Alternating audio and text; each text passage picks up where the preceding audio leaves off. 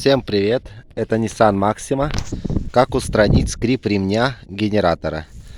Он находится у нас сбоку, вот здесь, вот там вот внизу.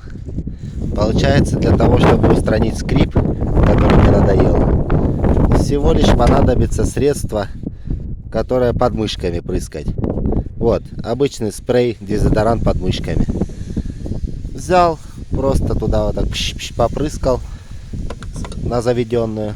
Ну, еще где мог, вот здесь с-под колеса, вот там вот сбоку можно подлезть рукой, когда колесо повернуть, и можно вот там вот достать будет вот ремень. И все. Скрип пропал, тишина в машине, и наконец-то перестало скрипение. И пол деревни будить с утра.